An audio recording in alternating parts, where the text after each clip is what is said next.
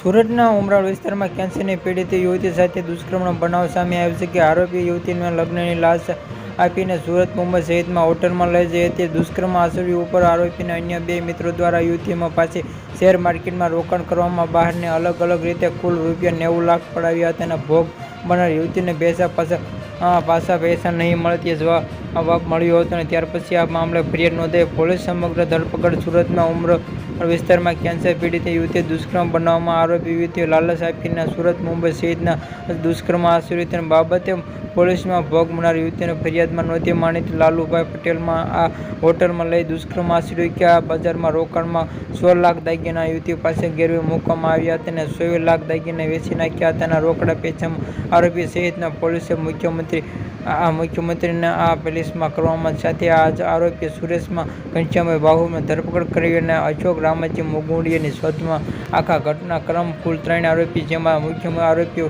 પરેશ લાલુભાઈ અને 1.5 વર્ષની મહિલા યુવતીનો સંપર્ક આવ્યા કે આ મોબાઈલ ઉપર સેટિંગ કરતા હતા અને બાદમાં આરોપી યુવતીને લગ્નની લાલચ આપી હોટલમાં લઈ દુષ્કર્મ આચર્યું તેને આરોપી સંપર્ક પરેશ ભોગમાં આ યુવતીની શેર બજારમાં રોકાણ કરવામાં જોગ્યા બાજુમાં યુવતી કેન્સરની દવામાં પણ ચાલતી હતી અને જેમાં જરૂર પડતા યુવતી પૈસા માંગતી હતી અને આ લગ્ન પણ નહીં કરવું અને યુવતીનો ફોટ થયો અને જેમાં મળતી માહિતી વિરુદ્ધ ફરિયાદમાં નોંધાઈ. આ દ્વારા 2 આરોપીની ધરપકડ કરવામાં આવી. ભાગતા પણ એકે શોધખોળ હાથ ધરવામાં આવી છે.